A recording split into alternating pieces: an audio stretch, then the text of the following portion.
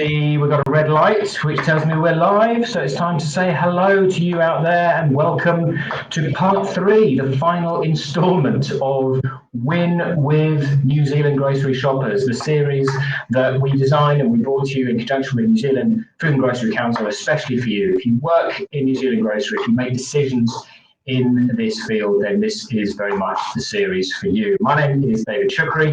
I look after client service in Australia for Shop Intelligence, but today my job is to guide you once again through this session, and it is fabulous to have so many of you with us. I can see the numbers already ticking up. 47 so far. We had a massive influx of new registrations between session 2 and session 3 again. So we're up to about 450 people, which is an incredible number. And I hope that that's an indication of how good and how valuable you found the previous 2 sessions. Now, I said today is the big one. Today is the crowning piece of the story, if you like, because today what we're going to go through with myself and the guests on the line is the 3 big trends that you need to know if you're going to win and you're going to succeed in New Zealand grocery in 2021. A lot has changed, of course, over the last 12 months, and just relying, I guess, on the past, on the history, on the way things have always been, is not probably going to be enough to get you where you want to get to over the next 12 months. So that is the biggie for us today. Now, as always, our promise is that you will leave this session with something really tangible and really actionable that you can take back into your business and you can do something with. So, as I said, I hope that that's been the case over the last couple of sessions. If you are finding that, please do let us know. Keep in touch with us after this session and through the session as well. And let us know if we're fulfilling that promise. A couple of quick bits of admin as a few more people come online now. We're obviously recording and you'll get a copy of the recording shortly after we are finished today. And remember as well, now we haven't had much uptake on this, but there's a chat function in this platform, and it has a public and a private option. Now, if you want to get in touch with us straight away, one-to-one, and you have a question, or you just like to say, hey, David, can you give me a call, or can Andrew give me a call after this session, then go ahead and use that private function if you like. It's just between us and you. And of course, if you want to share it in public or you're coming back to anything that I've thrown out there, then just use the public section. But that's there for you if you want to use it. And we will also have a poll in a moment, so I'll make that live very shortly. Now, I'm just going to do a quick screen check. Guests, what can you now currently see? Still just you. Still just me, okay. That's not ideal because it's telling me that I'm sharing my screen. So let's try again. What have we got going on here? Right, share. Hopefully you're going to go, ah, yes, there's the title screen. It's not happening. Oh, darn this platform. Okay, we'll keep going. We'll hopefully try and solve this one in a minute. Now, the icebreaker for today. I feel as if, and I'm sensing it down the line, that we have built up a little bit of rapport between us all over the last 3 or 4 weeks. I think we started off with first job, and then we went on to first car. So today, we're going to get a little bit more personal, because I think it's now time we find out a bit more of the important details about each other. So please tell us today, who was your first celebrity crush? First celebrity crush. And I'm going to get the ball rolling. Belinda Carlisle, 1986, Heaven is a Place on Earth. I was convinced she was going to be my girlfriend if we ever bumped into each other on the streets of Surrey in southeast England, even though she lived in California. But no matter, Belinda Carlisle it was for me. Donny Osmond, straight in there, Catherine. Thank you. Just to get that wrong. You even have to think about that. I'm loving it. We've got Leo DiCaprio, Madonna, solid, Richard, I like that. Who's that? Nita Ford. Nita Ford? The guitarist. Oh, yeah. Right, okay. Wow, there's some good ones coming here. Jonathan Taylor Thomas. I could just sit here for a few minutes and watch these, but we'll keep going. We will keep going. Now, it's slightly inconvenient that my slide is not seeming to be shared this morning, because that's kind of what we need right now. So let's see if we can do something about that. I'm still being told by the app that I'm sharing my screen, but you guys are not saying yes, so I'm guessing that's a no. Interesting. Okay.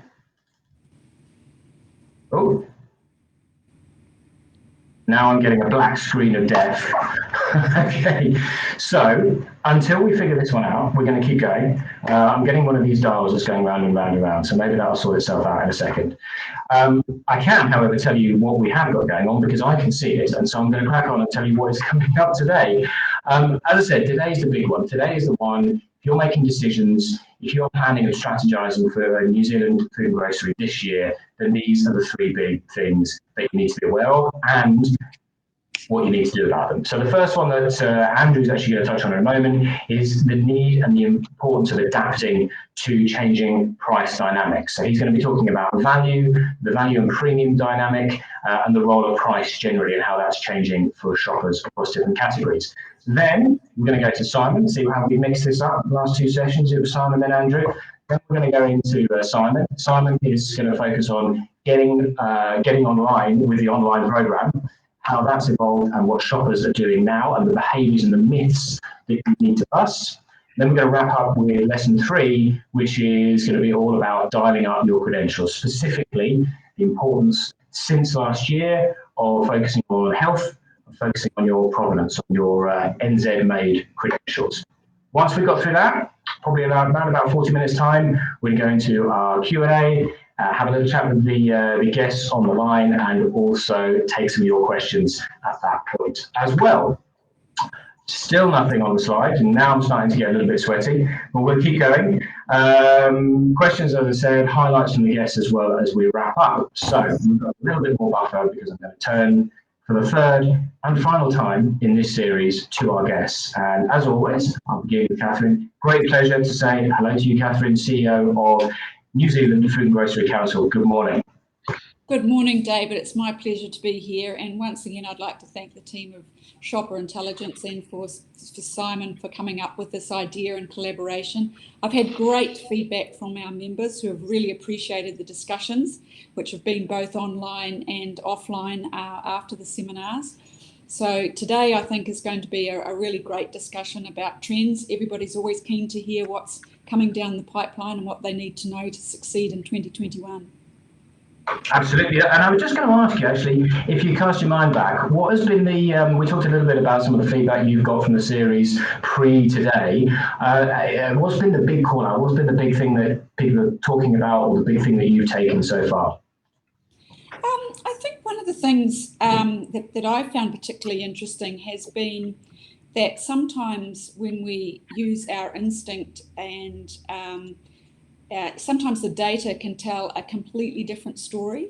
Sometimes the message from the data can be counterintuitive to what we think are known truths about the way that consumers can behave. But in particular, I found a lot of the comments from Andrew and Simon about the way consumers are thinking when they go in store and how they might have different mindsets for different occasions. That was pretty interesting to me. But I think one of the things our members, the feedback I've had, is the way these sessions have been very useful just to give them a taster, to promote different ways of thinking and to be able to do it while sitting at their desk has been very, very convenient, particularly in these post-COVID times. Yeah, definitely. I think that's one of those things that we've certainly found is it is just much more convenient. And certainly, I mean, I personally can talk about how I've become more comfortable sitting through things like this and getting involved and getting engaged, and it feels more natural. So it is certainly wonderful to be able to touch such a big audience and to get out such a big audience in a way that would have taken a lot more cost and logistics and time and energy for everyone just a year or so ago, I guess. So. Lovely, thank you very much. We will come back to you. We already know your celebrity crush, Donny Osmond. That's a bit of a classic. It ages me, doesn't it? It ages me. I was going to say, don't put a year anybody on any of these things because just people who've got to guess those things. But that's terrific. Thank you, Catherine. We'll speak to you again shortly. Now, Andrew. No, hello. Don't care about your back today. But how are those headphones going? Yes, there was a Mercy Dash mission to Noel Leeming this morning to purchase another set of headphones because my one's broke yesterday afternoon when I was doing a session with somebody else. And yeah, that was just the last thing you need before a session like this is to have to go out in a mad dash to try and get a piece of equipment that's pretty important. to the whole thing working. It shouldn't happen. Shouldn't happen to a presenter. I mean, Right. we saw it with our own eyes, Simon. The man just snapped them with his bare hands. The strength of the man is phenomenal. Just blown away. If we're going to act on one thing today, Andrew, you've got a lion's share of the content today. Don't give the game away, but in a couple of words, what's the big one for people to keep an eye out for? Don't assume that things are the same as they were before. I think that's very, very true. We've been saying this for a few months now. Definitely a good piece of advice. Thank you, Andrew. We'll come back. Celebrity crush? Oh, celebrity crush. Alison Hannigan from Buffy the Vampire Slayer. Oh, yeah, okay. She was in American Pie as well, wasn't she, in the end of that? Yes, she was, yes. Okay, terrific. That's very good. What else can I see? Richard Gere, quality. $6 Million Man. Okay. Colin's just written to us saying you can see the slides now. So I've managed to solve the problem. We can carry on without too much more filler. Not that you are filler, Simon, but let's come to you now briefly. Crush. I've been called worse. Probably Aussie Idealist, wasn't it for you? Someone like that?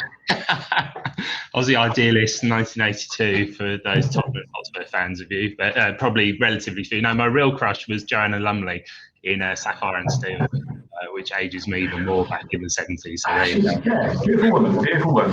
Now, so I was just going to say to you, Simon, we've been talking a lot about collaboration. We've been talking a lot about partnership over these last few sessions. That is a big shift for us, a big part of the Shop Intelligence why, and also for New Zealand Food Grocery, of course. But as we talk today about these trends, there is an important and serious competitive element to this as well, isn't there? A competitive advantage to getting these things right. Yeah, I think, again, I've had lots of great conversations with people, and one of the theme has been about partnership and, how do I lead? How do I lead with a retailer, particularly if I'm not a category captain, particularly if I haven't got necessarily the same data. So my the theme of that really is to say, well, you can do that. And that's what we'll pick up today. And the trends we're going to talk about today are how you can actually take a leadership position despite those factors, and offer something that, the retailer perhaps hasn't got in-house, and offer a perspective that even if you're third tier, how did you brand actually more for that retailer? Definitely. I mean, that's a really key point, is that clearly not everyone is going to be the category captain, the category champion, have that status. But it doesn't matter actually in the context of what we're showing today and the kind of approach that we're advocating. You can be that third tier supplier and you can still come with some goodness and something unique and something special. So we will doubtless talk about that again as we go through the session.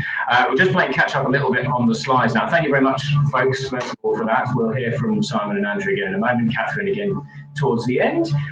So there we go. Adapting to changing category dynamics, getting online with the online program, dialing out your credentials, and then we will go and quiz our experts. Now, as we tip over the 100 attendees mark for this session so far, and it's still going up, what I'm going to do is launch a quick poll.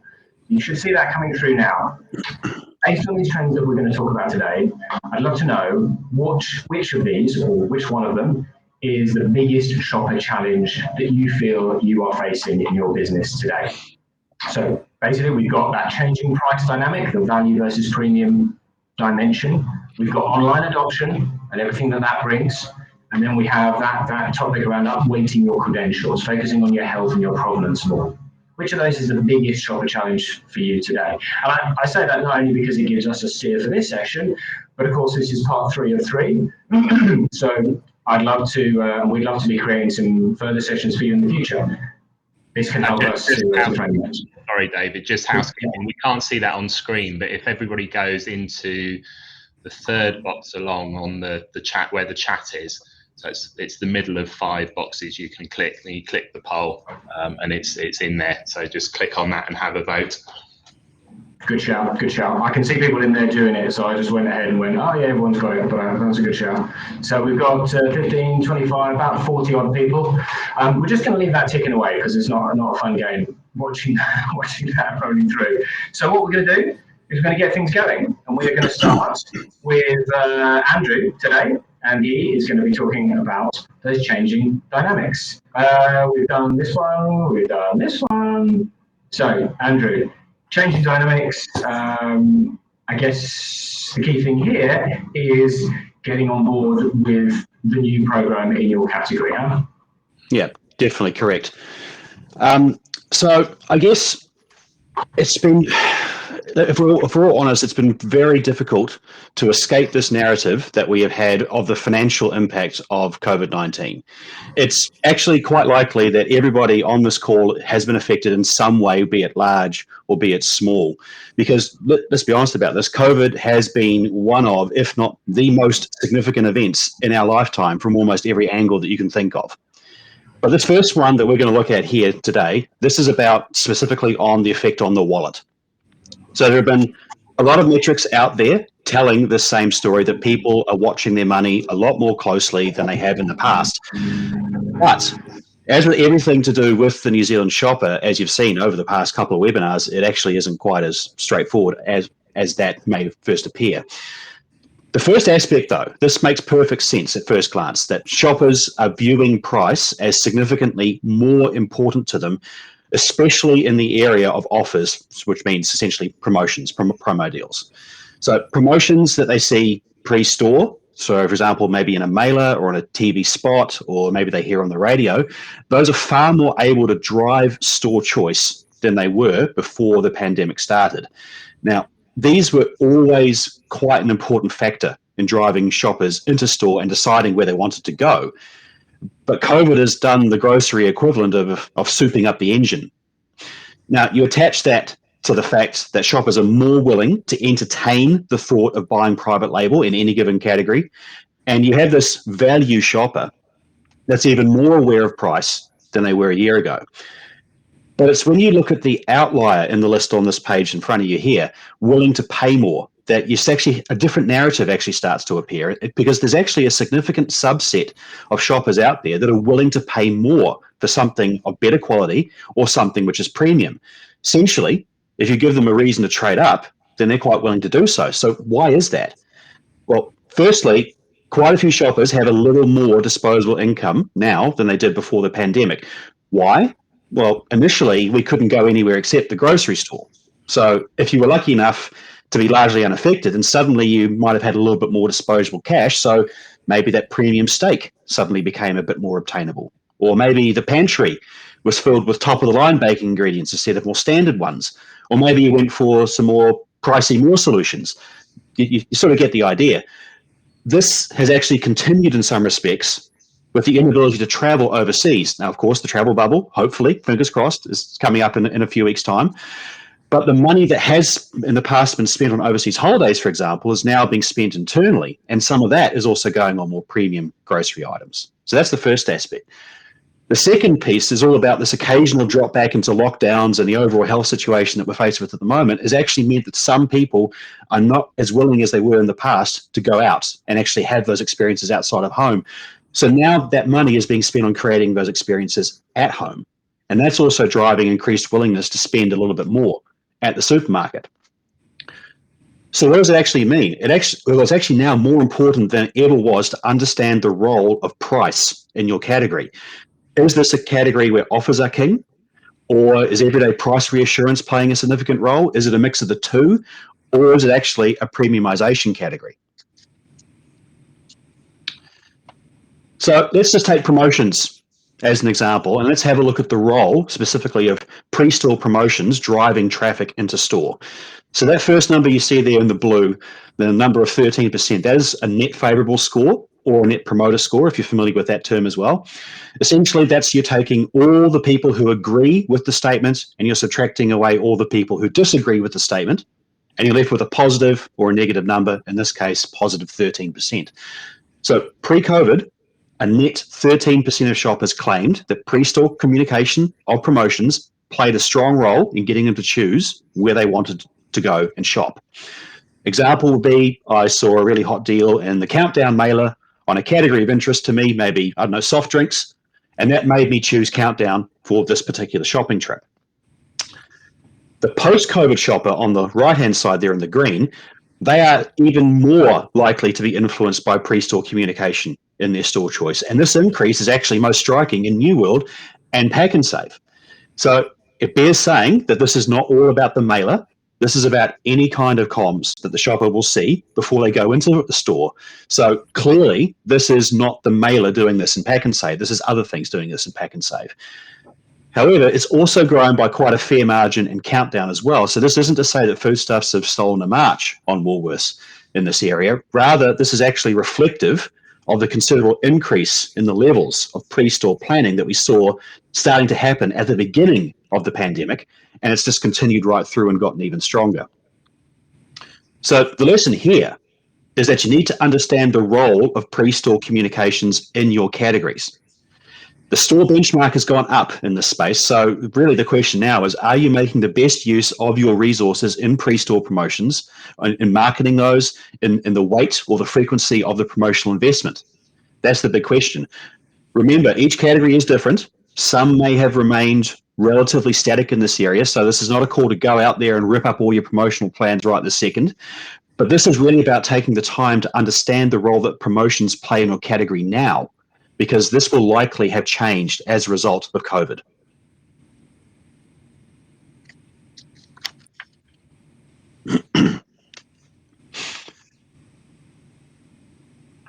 David, I think you've muted yourself somehow. I think you have, yes.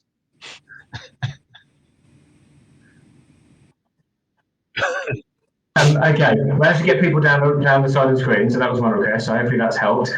Yeah, quick request, Andrew, for clarity on time period for this research and also the sample size in NZ. Right, so it's a good question. So this information started to be collected from June last year and has gone through basically all the way through to now. So this is an ongoing set of data that will just be continually updated. So this is post the first lockdown, the big one. And the sample size, so generally speaking, we collect around about 40,000 shoppers in our grocery survey every year. So we're up to roughly about 20,000 or so at this point. Okay, great. And pre-COVID is up to what point then? It was up to March of last year. Okay, all right. So up to March last year is the pre-COVID, and then post-COVID is up to essentially now. It's post the first lockdown to now, essentially. Gotcha. Okay, great. Hopefully that helps. And I was just the other thing I was going to throw in there, those look like pretty big shifts, Andrew, in terms of those numbers. Are they, from what we see generally, from a net favourable of 25, and it was originally a net favourable of 13? Yeah, in one word, yes, those are big changes. So you always do see movements from year to year. It's natural because the shopper mindset changes, but this is a significant shift. This is big. We haven't seen anything quite like this pretty much in any metric over the last 5 or 6 years. There will be the odd one that does change quite significantly, but this is a big shift. And I suppose the other thing to call out is that is total store, all categories. So you're going to get some that are north of that, and you're going to get some that are south of that. But the north ones could be seeing a dramatically different experience at shelf, right? Absolutely. So that's why it's always important to understand what this means for your category specifically, because you might be at the very top of that tree, you might be at the very bottom of that tree, you might be somewhere in between. Mm-hmm. But the important thing here, though, is that the overall trend has significantly shifted in that direction. Okay. All right. Thank you, Andrew. So going on into a little bit more about specific categories then, huh? Absolutely. So we've spoken a little bit about promotions, but it's also really important more than ever now to actually break that association that is actually hardwired into most of us in FMCG, that increased promotions equates to heavier discounting. That's not actually the case. It doesn't need to be half price. It doesn't need to be a 2 for X or 3 for X or whatever to be a good deal in the eyes of the shopper. All you actually have to do is meet their expectations and also obviously know what those expectations are. And a pretty important aspect of this overall pricing strategy is to know where to premiumize and where to actually reinforce and reassure shoppers about everyday pricing, be that through an EDLP program or through a sensible balance between shelf and promotion. But underlying all of this is the simple fact that was said already, that COVID has changed shoppers, and by extension, it's changed the expectations that they hold of these categories. More shoppers are willing to pay more, and more shoppers want fixed low price or everyday price reassurance. The trick, just said it a couple minutes ago, the trick is to understand what is relevant in your category in this area.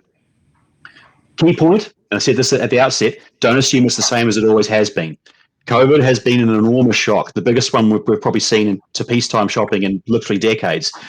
And the tables above here on the slide, they illustrate that perfectly. We've got our top 10s and the importance of premium options and the importance of fixed low price or everyday price reassurance. These lists do change from year to year because shopper needs change. They evolve. Categories travel through their own life cycles.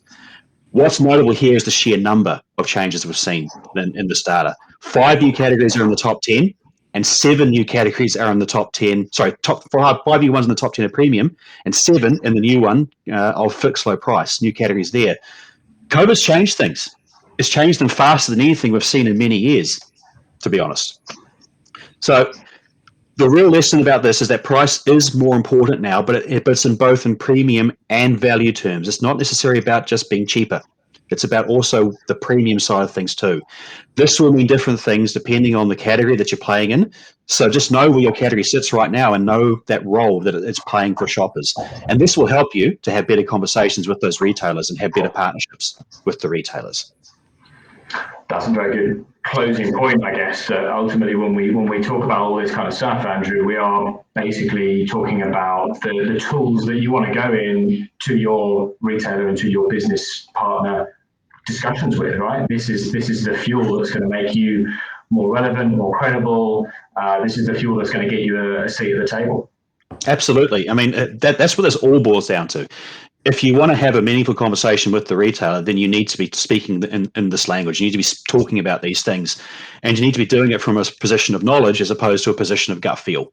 A quick technical one for you from Melissa. Does this data include fresh produce? Yes, it does. It does. It's across the entire store. Entire store view. And remind us again, how many categories do we cover? 124. 124. Okay, so you get the sense, folks, that 124 is where you really get the granularity in this. So if you want to know where the highest one and the lowest one is, you look at the full range, and that's what we've got a view on across the total store.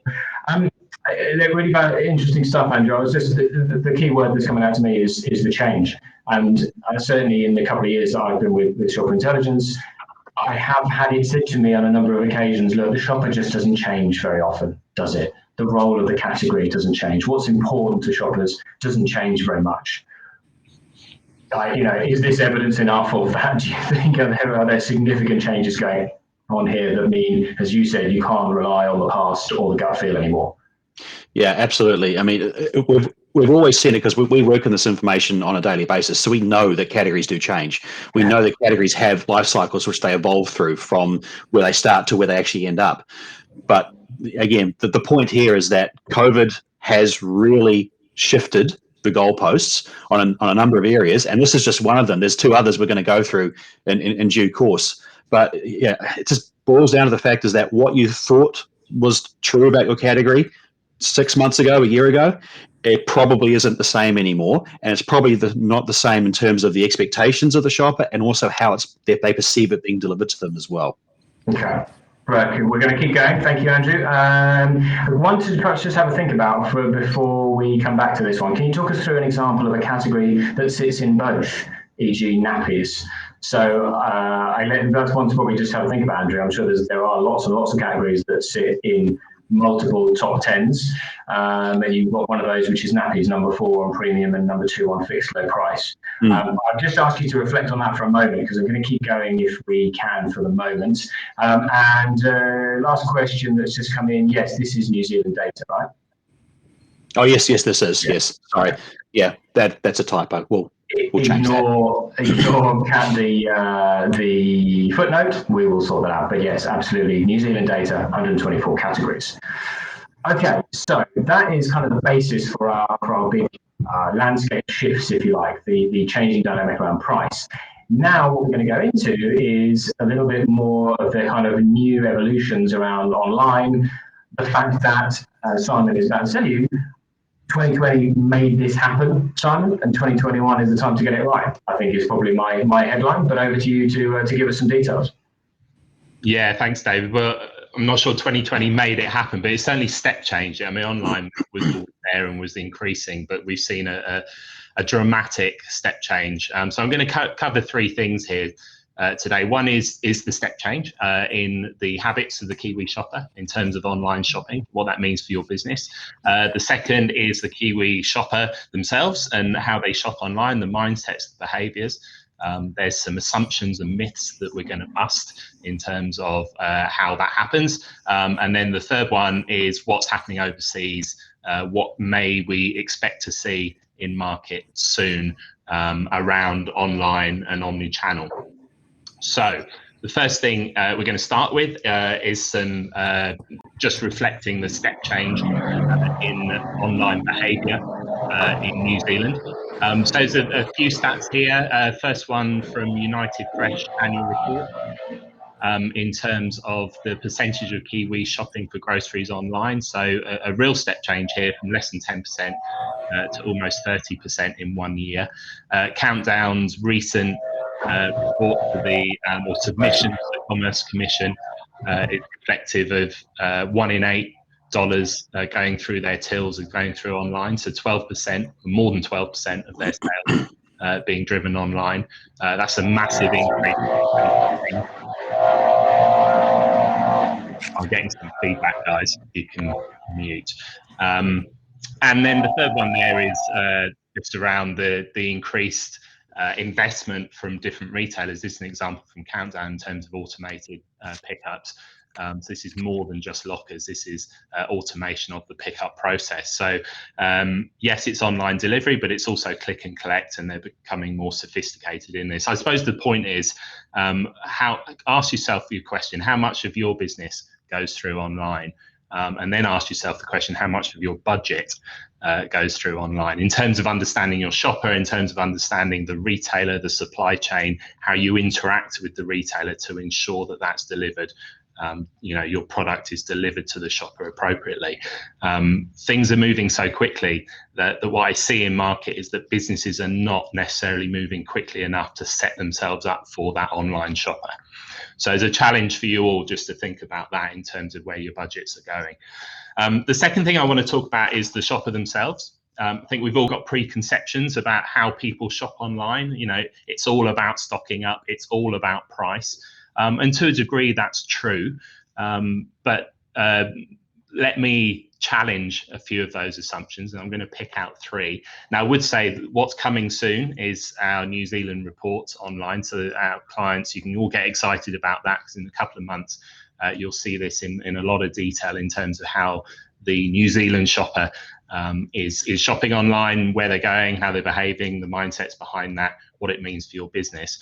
But I'm going to pull out 3 things here that from our Australian data that says here is how the shopper is perhaps a little bit different to how you'd assume. So the first one is around shopping for occasion. So we all know that online shopping is about stocking up, and we think it's about big plan shops for stock up. But 44% of online shopping trips or decisions are driven by a specific occasion. So in the past couple of webinars, we talked about dinner for tonight or lunch or entertaining. That's what we mean by occasion. So it's the occasion that's driving the trip.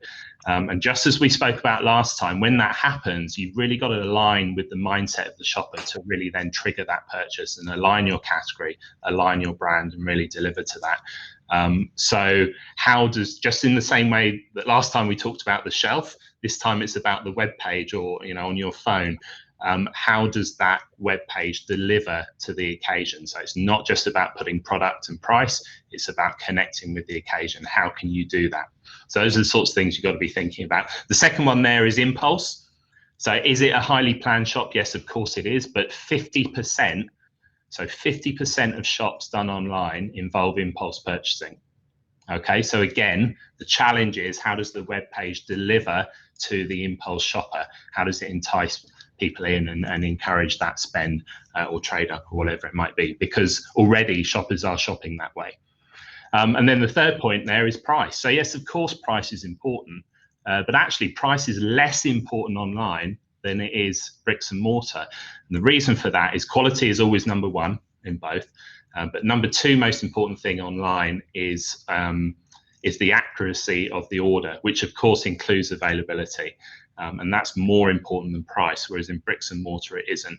So again, just challenging those assumptions. You need to know your shopper and how they are interacting online, their expectations, their needs, their wants, because it's not the same necessarily as bricks and mortar. It's not necessarily the same as you might think. So that's all coming your way in the next few months in market, but here are some headlines that we see from overseas. And then the third point I'm going to talk about is other things we see happening overseas. So I'm going to use the example here, again from Australia, in terms of omni-channel shopping. And can you imagine a world in which the mailer is not delivered to people's homes in New Zealand? As crazy as it sounds, that's exactly what happened here with Coles in Australia in September. They withdrew the home delivery of their paper catalogue. So they still had it in store in paper, and they still had an online presence, but they deleted their delivery of paper catalogue to people's homes.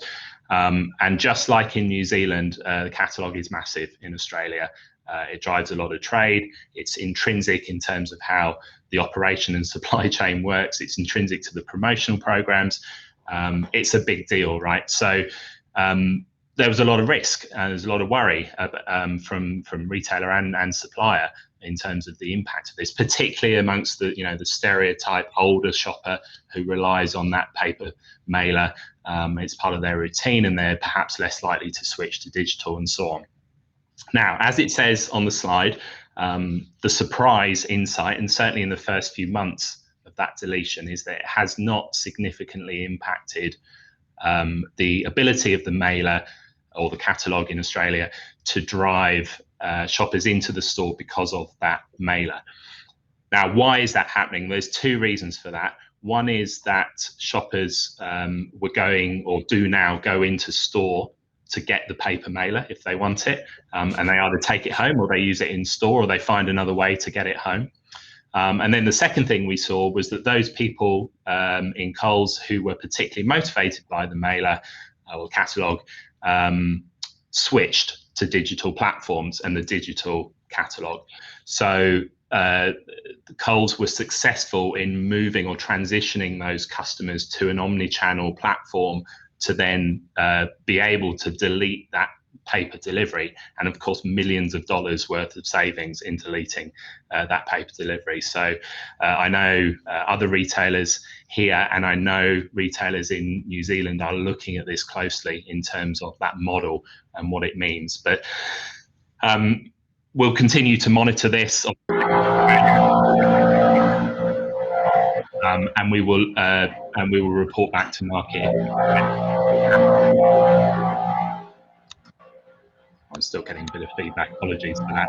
I think, look, I'd wrap up by saying the lesson here is online is understand your shopper and how the dynamic of the shopper, the expectations of the shopper is unique in these channels. Just ask yourself the question, how much of your budget and focus is going to online and omni-channel, and are you moving quickly enough to reflect the step change in market?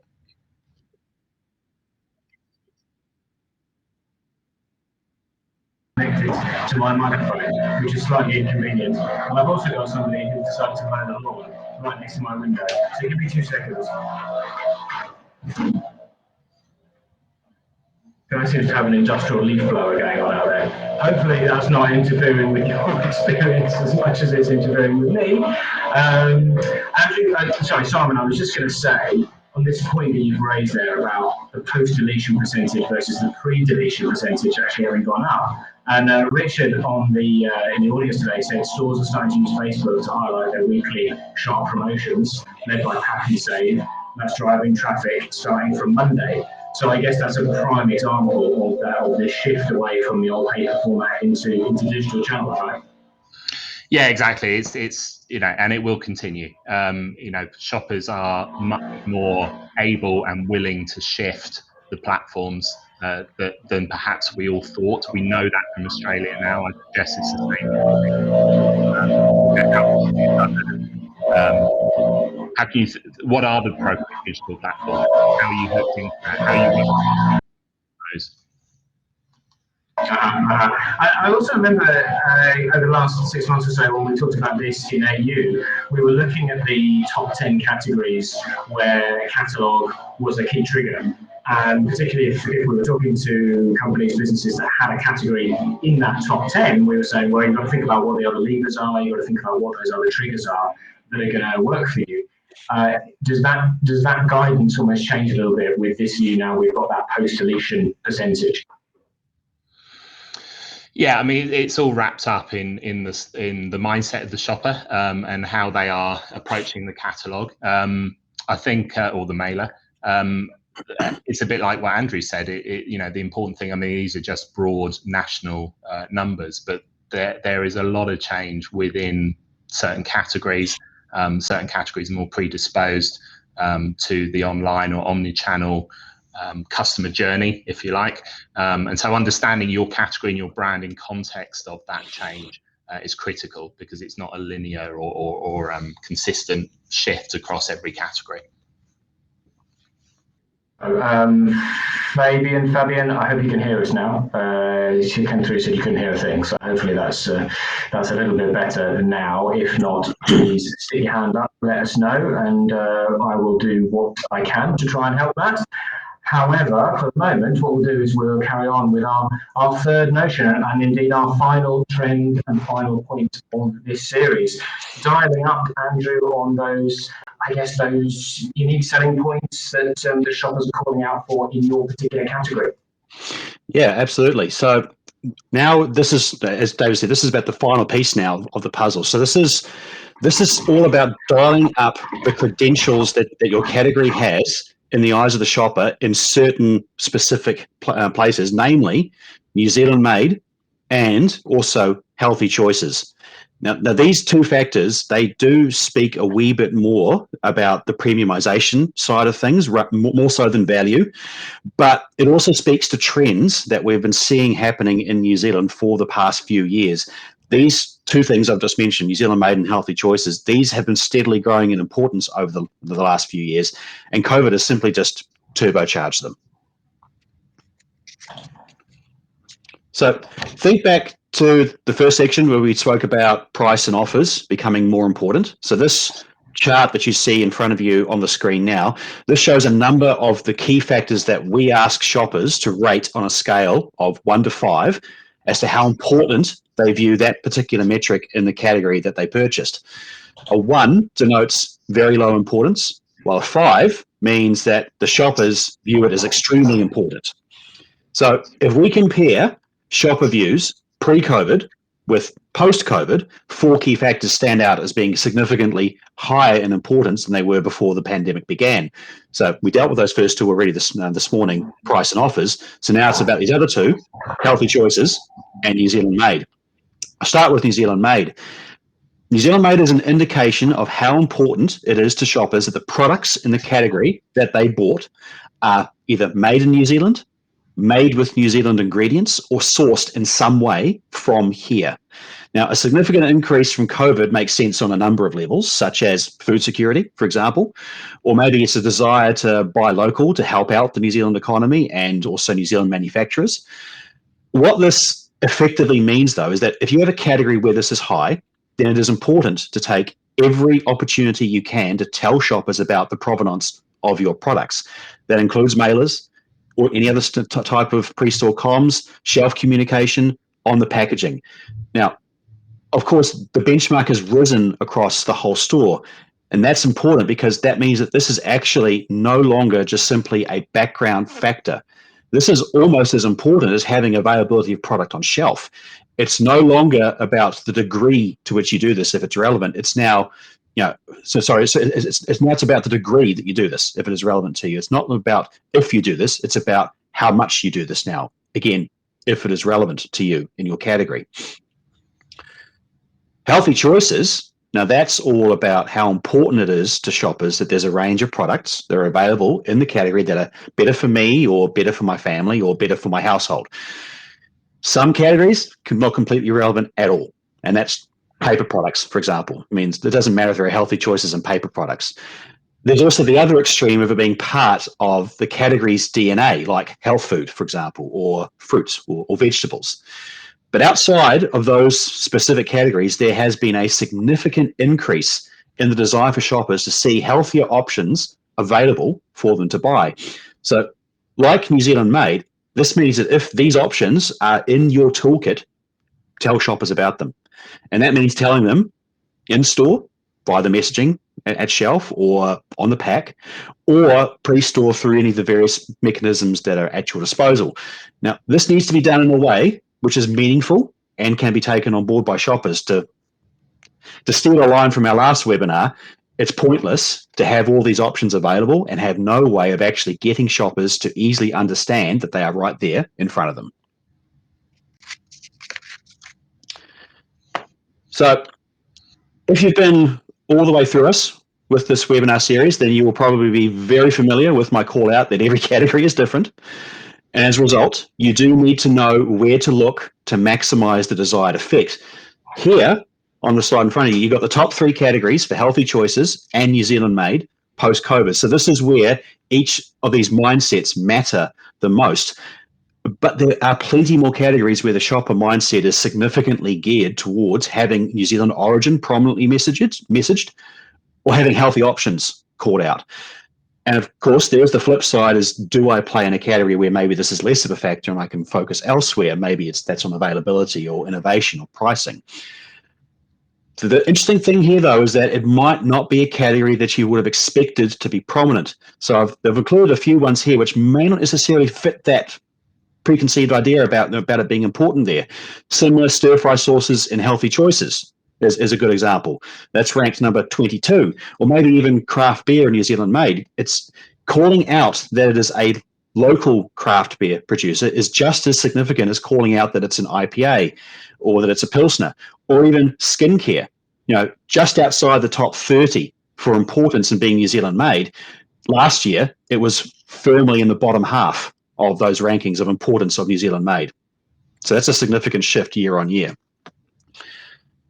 What this really represents, though, is this is an opportunity to help the retailer win, and also, by extension, yourselves as well.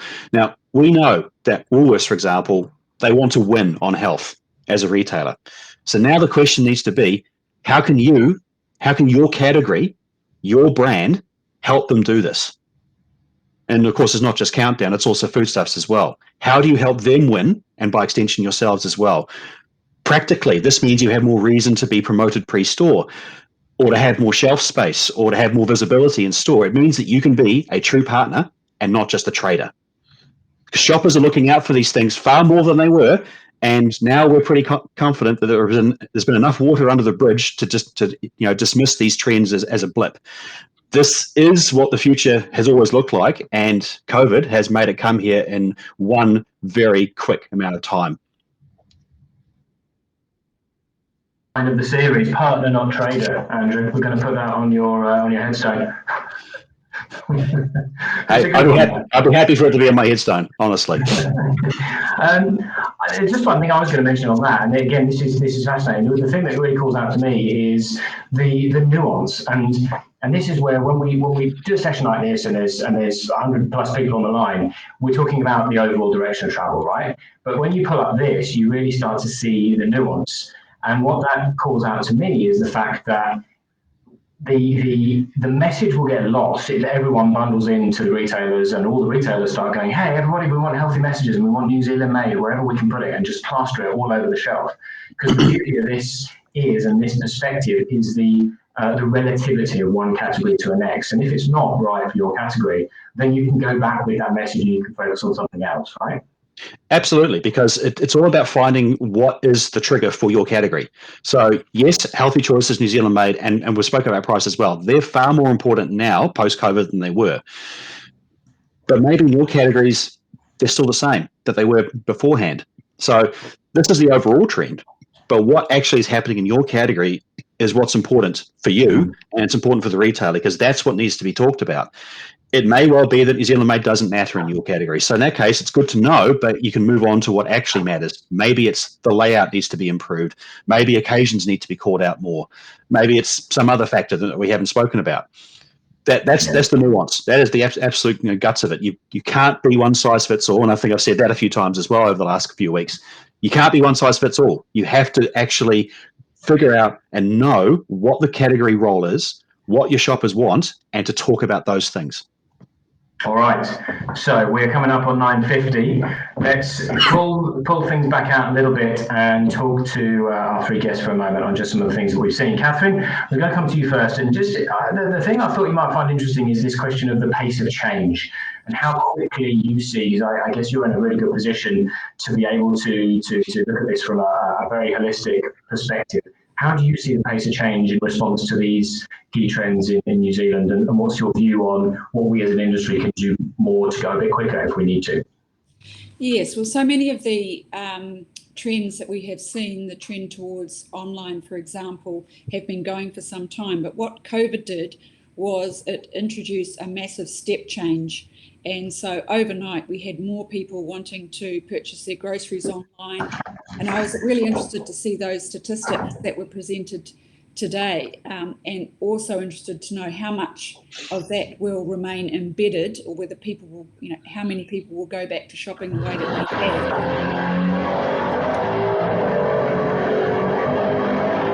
I don't think that's me.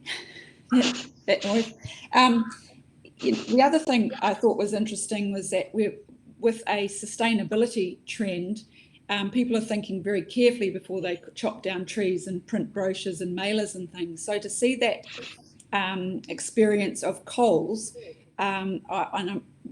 made me think, well, I wonder what's happening here in New Zealand as our retailers are starting to move away from their printed mailers onto digital and perhaps having in-store availability. And it made me think, well, perhaps that's a better approach, because a person is interested to pick up that kind of material in the store just before they're going to shop or look at it on the app. One thing that I was prompted to consider, though, was as we move to more of a digital experience for customers, for consumers, what more can suppliers do? Because when you are working with a bricks and mortar store, you've got opportunities for increased facings, islands, promotions, etc. But online, of course, you've got your one picture of your product versus, it becomes very equitable. The big brands are beside the artisan and the craft brands. So what ideas within categories there are to increase that excitement or prompting online to ensure that when people are shopping there, that we're grabbing their attention. So the trend of health, finally, I think is a really important one. That's been going on for the last 20 years. But again, post-COVID, bang, it was totally more of a focus for more consumers than ever before. Yeah, for sure. Some great points. So I'm having some connectivity issues myself as well here, but thank you for that, Catherine. I'm just focusing on the time here because I want to make sure everyone gets away before the hour. I'm going to come and wrap up with you, Simon, in a moment, if I may. A couple of quick technical type questions. First of all, for you, Andrew, if you can cover them off quickly. Maybe things we can come back to, but pre-packed small good. What do we mean by pre-packed small goods? So pre-packed small goods essentially is deli meats. So pre-packed deli meats like ham, chicken, salami, etc. Okay, lovely. And an interesting question here is where does Australian made rank for other countries? So that's the notion of a lot of import coming into New Zealand from Australia. Interesting one, that. It could be something to look at in the future, maybe. Yeah, it's a very good question. Off the top of my head, I'm not sure where Australian made actually ranks in terms of Australian shopping. I imagine it would probably be quite similar in terms of the level that we see for New Zealand made. I think, though, if you're looking at from Australian made coming into New Zealand, I don't probably need to really reinforce this to anybody on the call, but we're quite parochial over here. So I think there's going to be more emphasis on New Zealand made and probably a little bit more of a factor for Australian made, potentially, than there was prior to this, because as I said before, it's all about helping out the New Zealand economy. It's all about helping out New Zealand manufacturers and the food security angle as well, because if it's made here, it's likely to be safer in many people's minds in this current environment. And of course, that whole safety, health, trust kind of triumvirate has become so key for a lot of shoppers that we've seen over the last year. Yeah. Okay, Andrew, thank you very much as always. Simon, I'm just going to ask you to wrap up this Q&A. We had a question that said, do you see these shopper trends remaining post-COVID?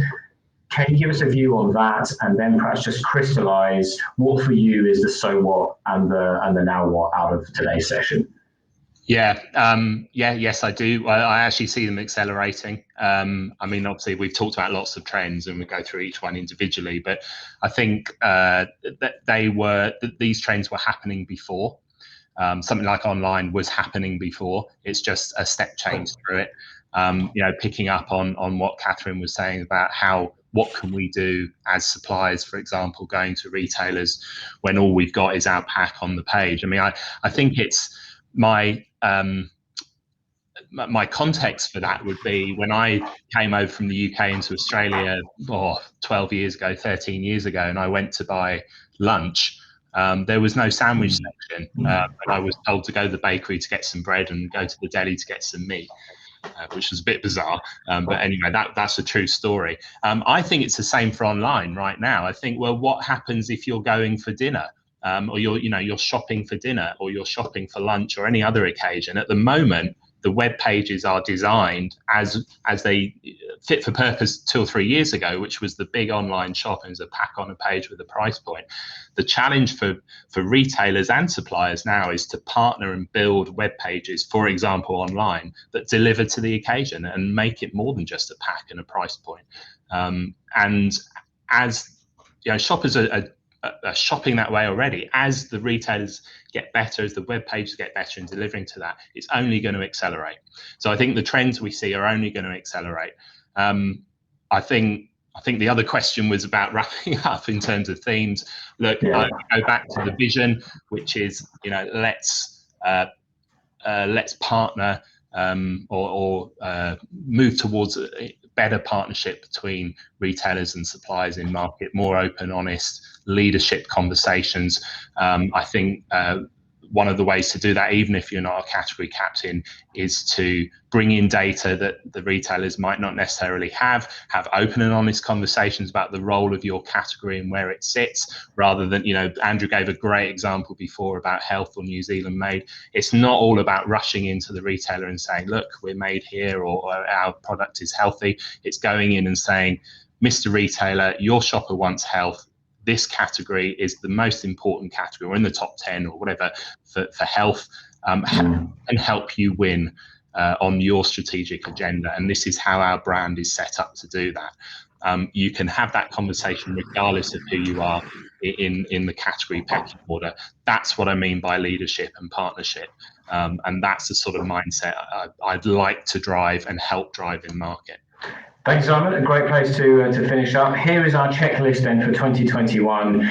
Getting on top of those category dynamics, making sure that your brand is positioned appropriately, relevantly, competitively on the value premium dynamic or continuum, should I say. Online is very much now, but don't buy into those myths, okay? It's not so much about the bulkies and the pre-planned and the promotions as it is about offering the right product at the right time in the right place. And then, of course, when those credentials present themselves, make sure you are elevating your New Zealand made, your provenance, as Andrew very nicely puts it, and health stories. And of course, remember about pre-store as well as in-store. I was just going to reflect on something that Nikki said. Was it Nikki? Nicholas, excuse me. Would be interesting to see overall shopper satisfaction online versus in-store. Stay in touch, Nicholas. We can certainly provide you with a view on that. And all that then remains for me to say is, look, folks, this has been the tip of the iceberg over these last 3 weeks. If you now need the depth, if you now need the detail for your category to go into that conversation with a trading partner to get the most out of it, now is the time to reach out and talk to us. I would like to wrap up on our final thoughts then with some thank yous. Thank you, of course, to Catherine and to the team at New Zealand Food and Grocery Council for all of your support and involvement. It's been fantastic to come on this journey with you. Thank you again. Thank you, Catherine. Thank you, Simon. Thank you, Simon. It's been a pleasure. Thank you, Simon. Thank you, Andrew, for all of your efforts.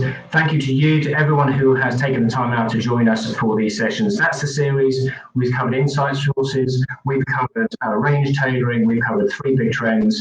And as I said, that is just the tip of the iceberg. I hope we've met our promise in terms of delivering value and giving you something worthwhile. And hopefully we will see you on another session very soon. Take care. Have a great day. All the best.